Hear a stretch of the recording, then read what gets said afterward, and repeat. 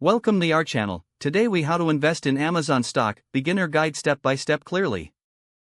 To invest in Amazon stock, start by researching the company. Understand Amazon's business model and financial performance.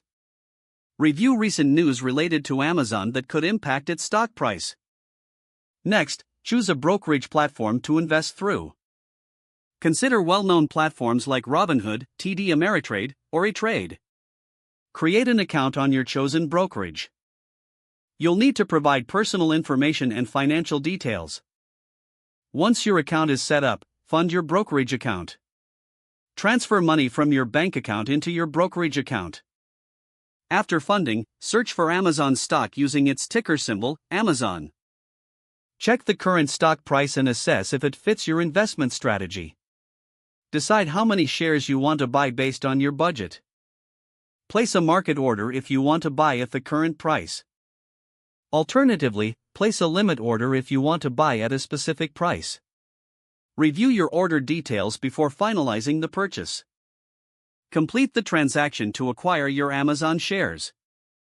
Monitor your investment periodically to track its performance.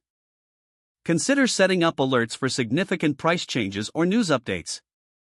Review your overall investment strategy regularly to align with your financial goals. Stay informed about market trends and Amazon's business developments.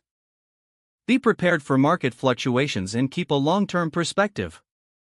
If the page does not load, refresh the browser or try again in a private or incognito window. Make sure you are using the correct email address, then retype it carefully to avoid small typos. If your password is not accepted, use the reset option and create a new strong password you can remember. Check your spam folder for verification or security emails, then complete any requested confirmation steps.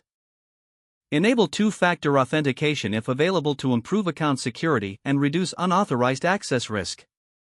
After signing in, review your profile details so your contact information and settings are accurate and current. If you see an error message, note it down and try again after restarting your device and internet connection. Don't forget to like this video and subscribe to our channel for more step-by-step tech guides.